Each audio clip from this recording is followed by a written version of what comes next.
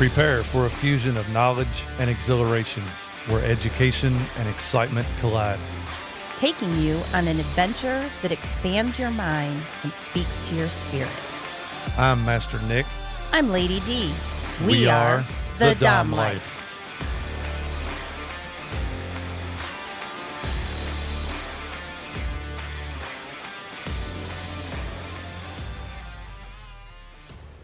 This podcast contains sexually explicit topics and adult content.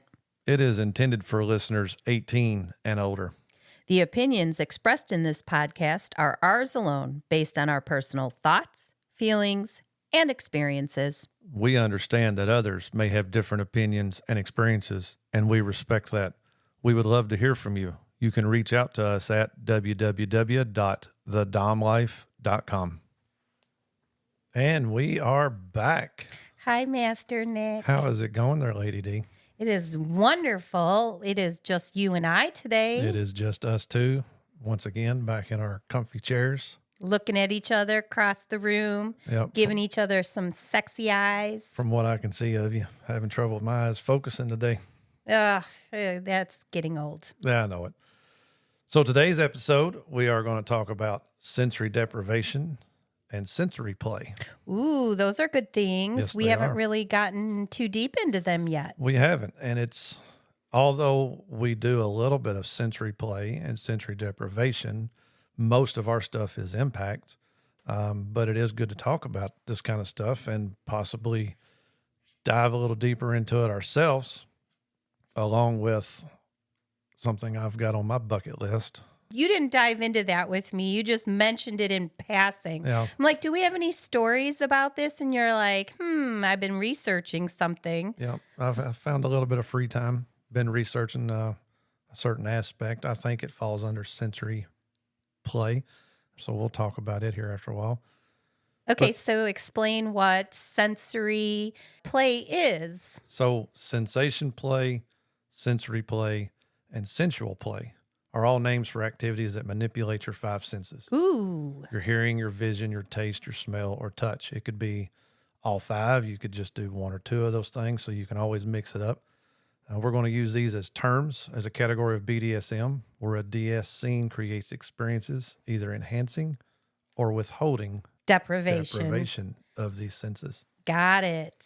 It's a big category of... It is huge. Right. It covers so many different things, even our pain play, which is our impact play and stuff like that, falls under sensory. That is correct. But in this case, we're talking the sensual side of it, which means a little less of the no pain. Right. Right. This is just it's for the control. Enhancing certain senses of your body. Yes.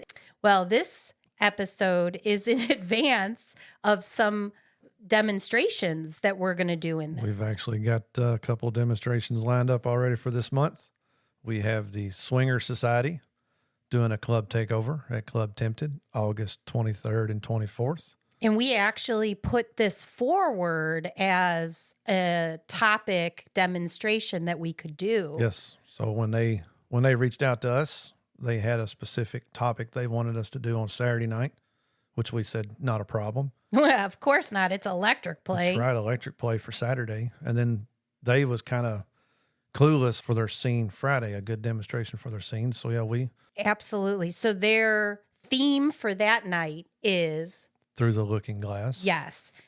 We're very excited to discuss all of sensory play and the ways to accomplish it in this episode. That's right. So a little bit about sensory play and the various ways to accomplish sensory play. So you're deliberately engaging the senses to explore pleasure. Now, everybody's pleasure is a little different than others. We've figured that out. We have found that. So I know it is a story that I have told, but one of those senses to explore is tickling. I can't do that to you because I will get punished. Yes, you will. I do not like tickling, but there is people out there that do enjoy it. And that is one way to do sensory play is bind them up by their hands and their feet, maybe put a blindfold on them, maybe put a ball gag on them, maybe put headphones on them, but just sitting and tickling. And I don't see how anybody enjoys that. Well, and another way is candles. And Yes. candles do both heat Yes. and they also do senses, like the smell, the sense of smell, because you can have it have a certain scent to it. Correct. And that one, we have seen a lot of wax play. Wax play is definitely one of them. There's been a couple of events done by Dante and Zora. Yes. One at the club and then at their dungeon as well. Yep. Dante really loves doing the wax play. He's actually got my melting pot. I got a dual melting pot, and he's actually asked to borrow it for some big scene he was setting up for somebody with wax play. So I'm going to get that back because I'm ready to start experimenting with that again. Another is ice and heat play. So you can use ice cubes. I've heard of people taking like metal spoons and metal spatulas and putting it in the freezer to get it really cold to run up and down your body. And then the same thing, you could have, a bowl of hot water and soak anything metal in hot water and have the heat play with it as well. You had some glass dildos, right? Yes. You had some glass dildos. I still have some glass dildos. We don't. Those have disappeared from our repertoire, our activities, because I tend to instantly react poorly you don't like to anything colds. cold. And it's not me, it's my body. My body instantly shuts down when anything cold hits inside of me. So I do still have them. They're put up. They don't get used. You can use soft to scratchy materials like fabrics or any kind of implements. The fluffinators. Everybody loves these new fluffinators that our crew happens to have. I had one made by Mandy for Master Nick for Father's Day, and the outside is furry and fluffy and soft, and then on the inside there's chain link, which when you're hitting against the body hits pretty thuddy, and you mix between the two sensations. Right, just rubbing that fluffinator across your body gets you a soft, smooth feel, and then followed by an impact with it. And then there's also materials that have scratchy. Yep. We have paddles. We have that vampire paddle, which we've recently used on Chris. Yep. And it's just a scratchy sensation. If you drag it across, you're not trying to hurt anybody. It's just the feeling. Right. And then what have I recently bought? Oh, my God. So you got these little mitts. They're made of plastic, and they've got these little roller balls on them. The plastic is in the shape of a hand, and there's probably like 7 to 9 roly balls on this that you can rub across somebody's back, and it feels amazing. Not as good as an actual massage. But it is a massage. But it does They're feel massage really amazing. Balls. Yes, it feels wonderful across your back. Surprisingly, it was causing some sensation play beyond just rubbing it against your skin. When we had Chris up on the cross, he indicated that it cooled his skin. His skin was superheated from all the impact play, and that was a cold sensation on his back. Yeah, he really enjoyed that. And then you've also, along with that, using your hands for massages. That is a great sensory depth, sensual feeling. You can do light spankings and contrast with soft brushes. You can take your sensory play or sensory depth or your sensual play to whatever level you want. We're trying to keep it on to the minimal impact in this episode, but flogging is part of sensual BDSM as well. Oh, especially flogging where the falls hit you. If you're not swinging that hard, if you're swinging it gentle, the way that the falls hit you, it's like rainfall on your back. Right. It's amazing. The lighter you swing it, the less consistency you have of the falls of the flogger. So you'll get 7 or 8 will hit one time, and then 3 or 4 will hit at a different time. So it's a random feeling when you're just barely swinging that flogger versus swinging it very hard where all of them hit at once. So it does give a total different sensual feel to it.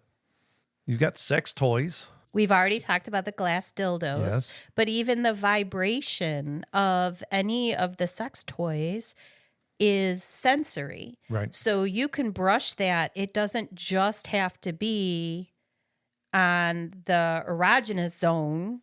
It can be throughout your body, back of your knees, across your chest. So it's all falls under sensory, sensual play. Yes. And we have a friend who will be on the podcast at a later date that she is a dom who focuses on sensual sensory play. Yes. And she is a master at it. Yes, she is. I'm excited to get her on here. We got to get her scheduled soon. She is scheduled. Really? All right. Well, you've been working behind the scenes. Yes. On getting stuff scheduled. All right. I like it. So with sensory deprivation, this is where you're taking away some of those senses that you would normally have. So a blindfold would take away your sight. Some kind of headphones would take away your hearing. You've got restraints that would keep you from moving. And you've got ball gags that would keep you from talking. You don't like those, but I do. I like you being loud. Yes, and I am very loud. Before really digging into the sensory deprivation, like we've always talked about, trust and communication is huge in this. If you're willing to wear a blindfold, you are putting 100% of your trust in your partner's hands. That they're not going to do more because you can't see it to stop it, that they're not going to do more than you can handle. Right. So you do have a little bit of a... And it's very intimate too. So it's trust and intimacy. Right. Communication in advance. Some of the things that you can do in place of a safe word, like if you're wearing a ball gag, is having a squeaky toy. Squeaky toy or holding something. So let's say you're chained to the cross and all I can see is your backside and I've got you in a ball gag. You can hold on to something in your hand, either a bell, a handkerchief, something that you can hold on to that when you get to yellow, you release it and it falls out of your hands and hits the floor. A bell. I mean, there's several different things you can do to allow you to still have your safe word, even though you can't speak.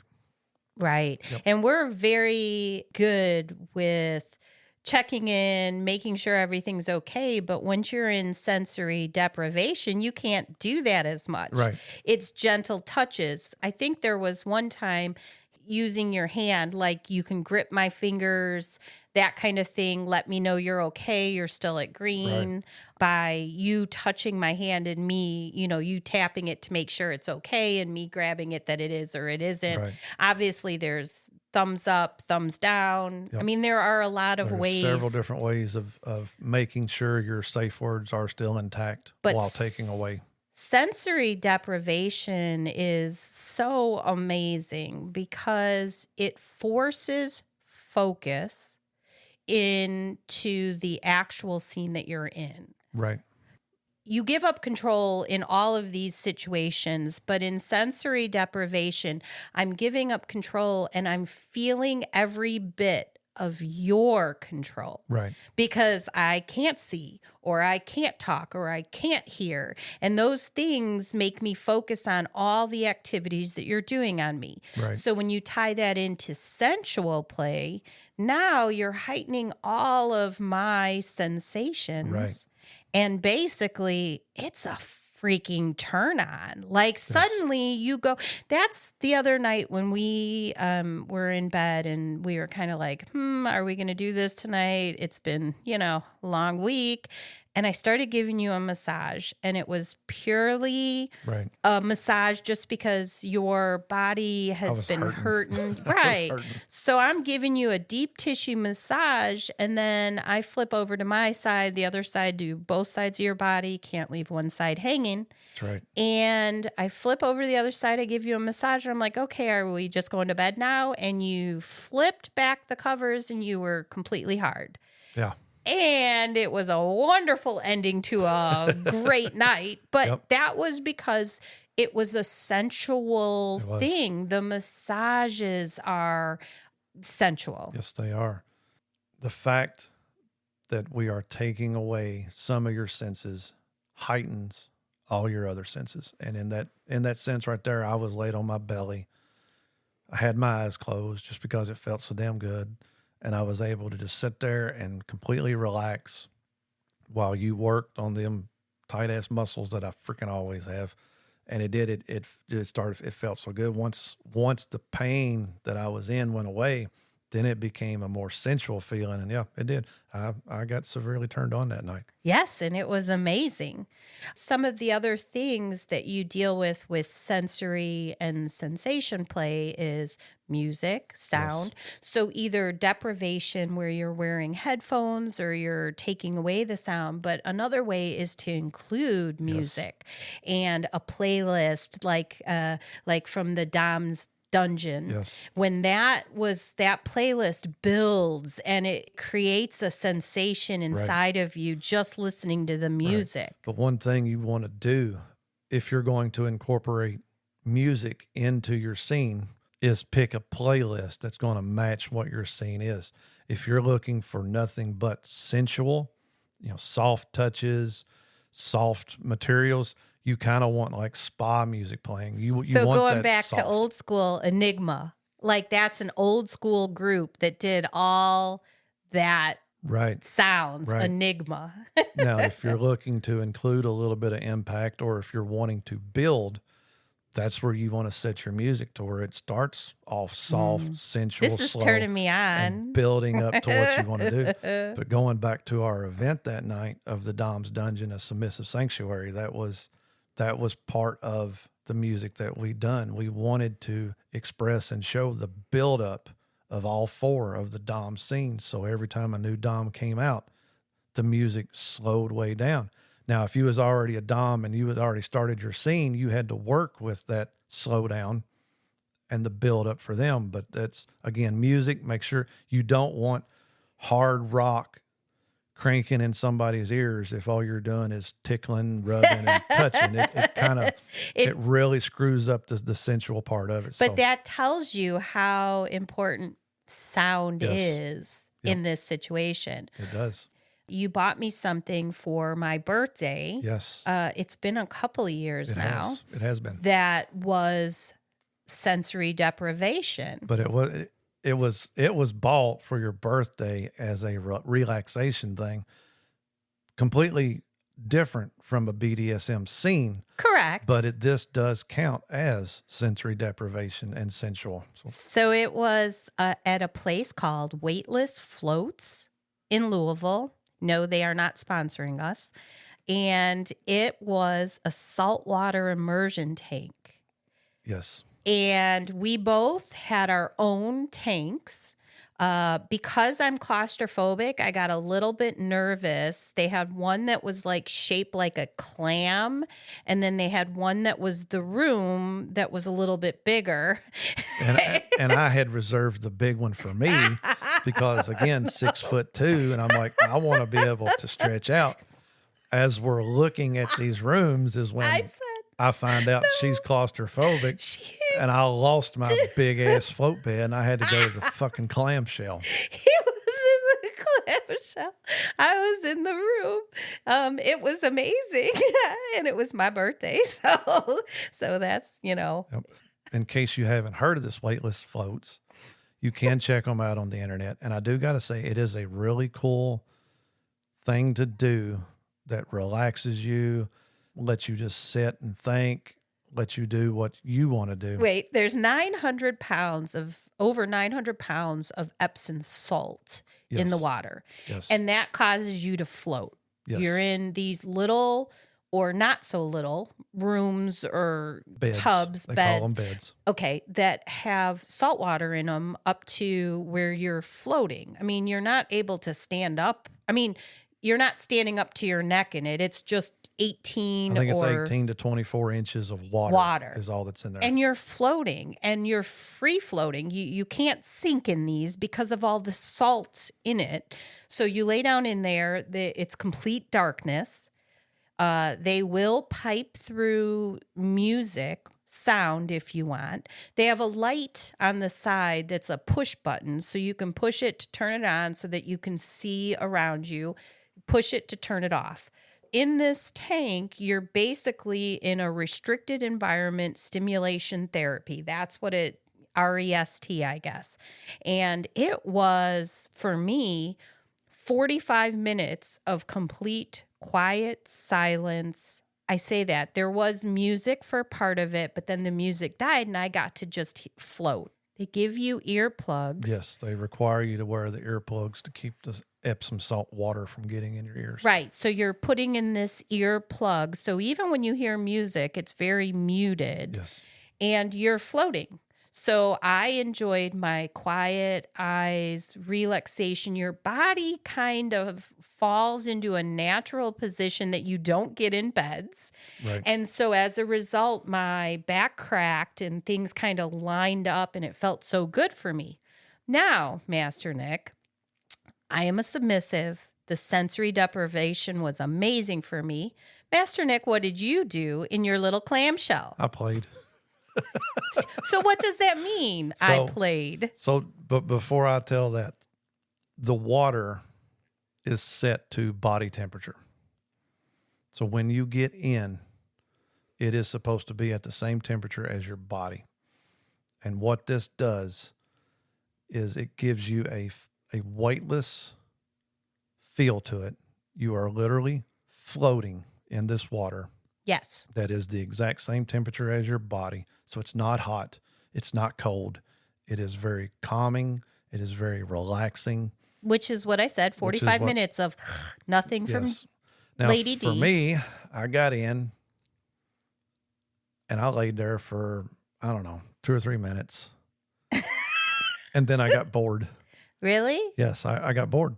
So I would turn the light off and I would spin around a couple of times, and then I would try to find the door in the darkness. And I would use my arms to move around, and I'd float around, and I'd keep feeling. I'd find the door. I'd spin around a couple more times, and I kind of played in it until I got bored of playing.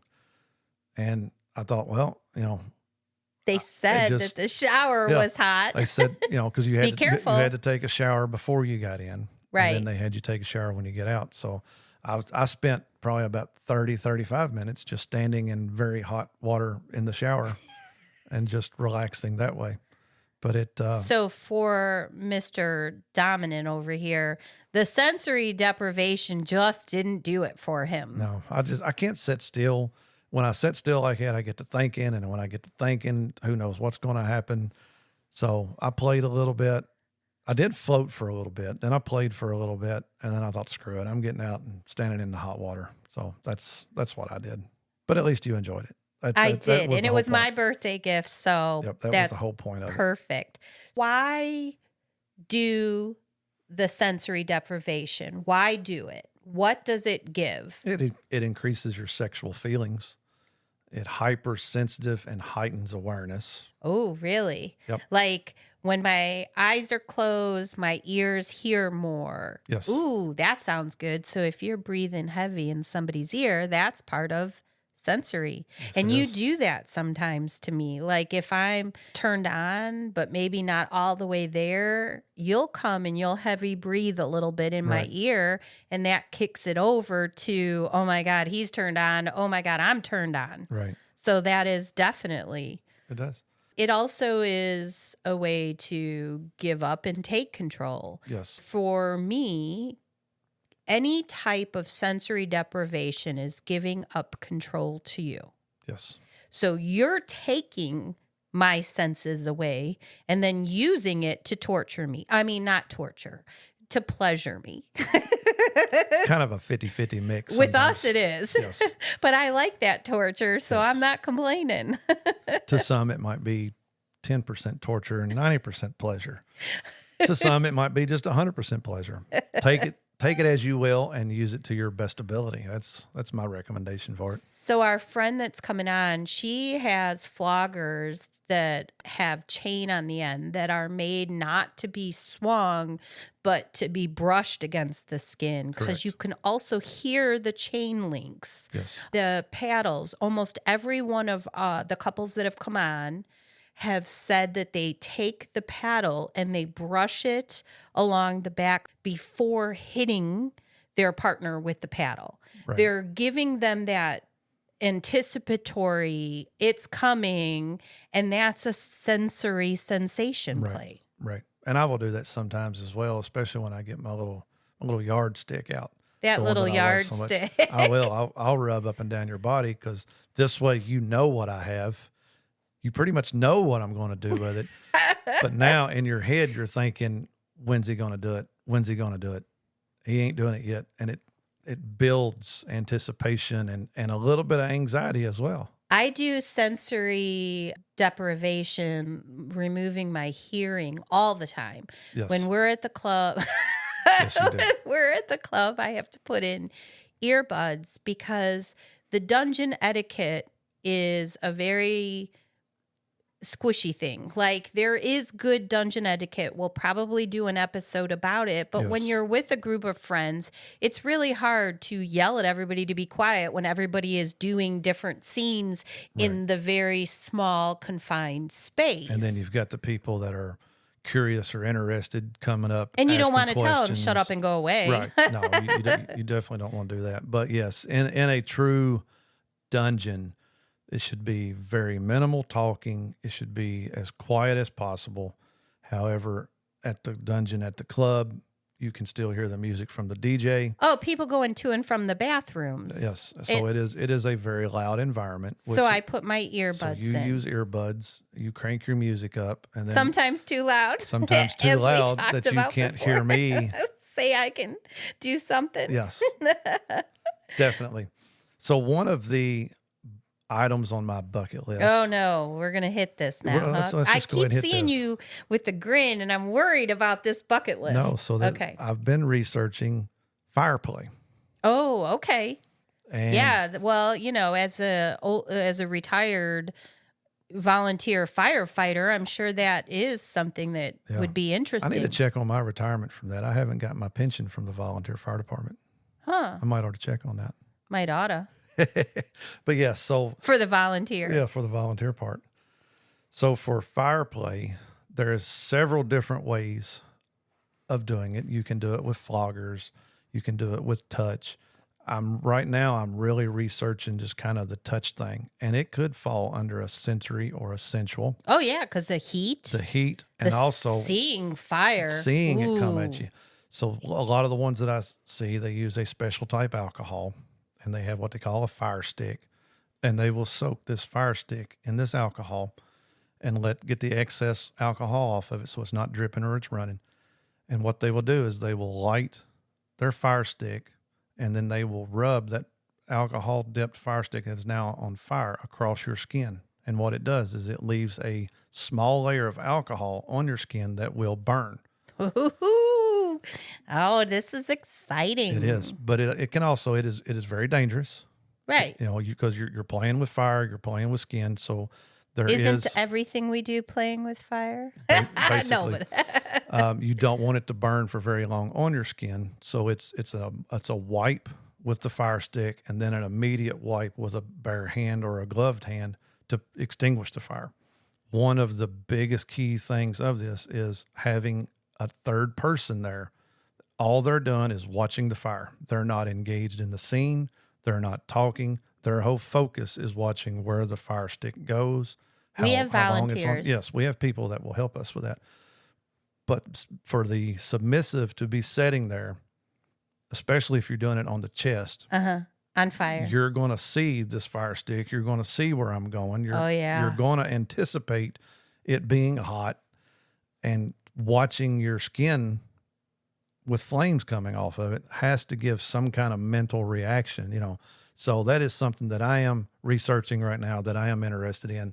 And it's something probably within the next few weeks that we are going to experiment with and try. So there's another thing that I have mentioned a couple of times since discussing the Mad Hatter Tea Party, right? The club takeover is taste, doing the sensual play with taste, but instead of me doing the tasting, it's food play. Right. And I want to be like a model that is laying down and all the food is on me in various parts, blindfolded, so, and maybe restrained, maybe not restrained. Maybe restrained would be better so that the food doesn't go flying, because we know Lady Dee has a tendency to react. Yes. So I might have to be bound a little bit tight. And then having people eat the food off of me. It is such a turn on, because you don't know whose mouth is on you. They're not eating it with like forks and knives. No, they're using with their mouth. Yes. And that seems like it would be such a sexy turn on to have various mouths at you at the same time. You don't know who it is. You don't know where they're going.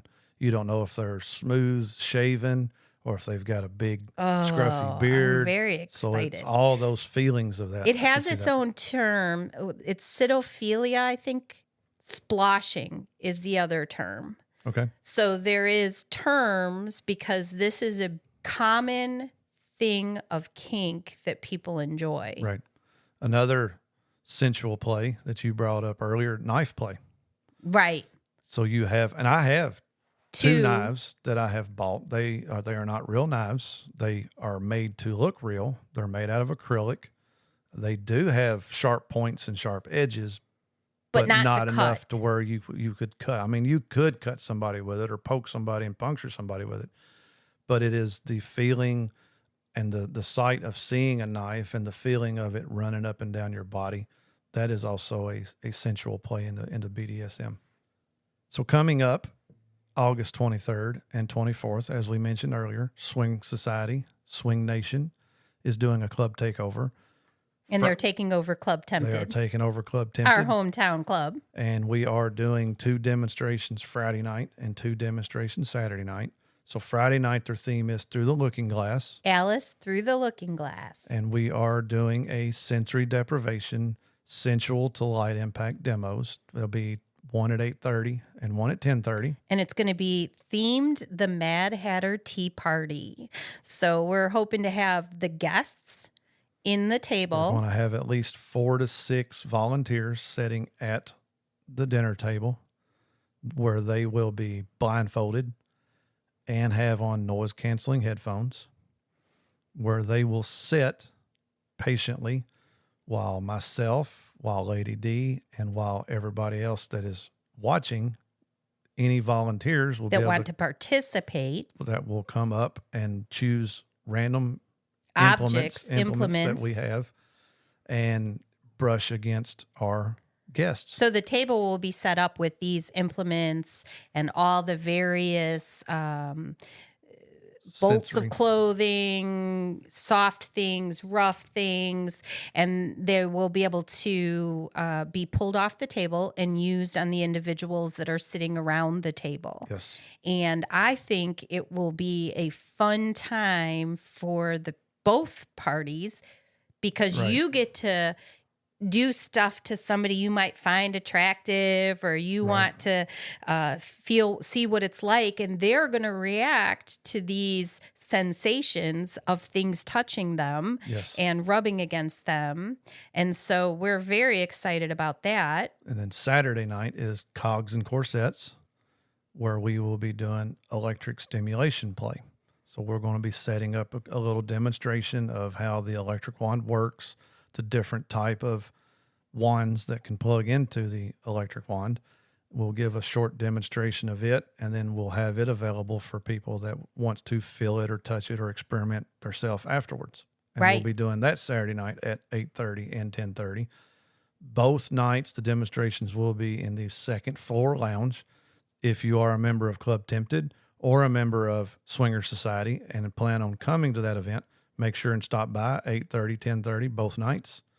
Check out the demonstrations and be a volunteer for us. Oh, it should be so much fun. It is going to be a blast. We're going to definitely need crowd participation. Definitely. And if not, that's okay. I can take it all. I mean, I'm used to Master Nick going to town on me, but I think it would be more fun if you all want to participate. I mean, we've done some Swinger Society impromptu event before, and we had a line out of the dungeon Both nights. Both nights, all night long. So we're hoping that it continues with the same pattern. And now instead of having to be by the dungeon, we're over in the lounge and it's an open area and everybody can participate. Yep. Come and go as you please.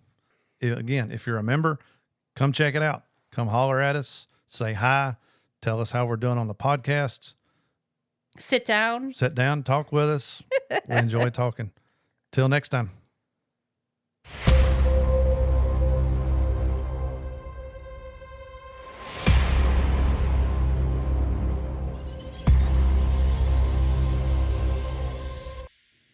Holy hell, what a night. Are you awake over there? No. So I'm going to have you do this one. Okay. So we spent last night at Kinktasia. I won. In Louisville, Kentucky. I still won. That was hosted and presented by LNK. It was the best night. And we are going to tell you all about our experience and what all we seen. And did. And what we did on our next episode. Please follow, like, and share our podcast. Make sure to visit thedomlife.com where you can find pictures and other details about the Dom Life podcast. And through the Contact Us button, you can ask questions or provide recommendations for future episodes. We want to explore your kink too. Be sure to check out upcoming events to see where our adventures are taking us and our photo gallery to where we've been. Thank you for joining us on this journey. We hope you had fun listening and learning with us. Till next time, keep calm and remember your safe word. Red, red, red.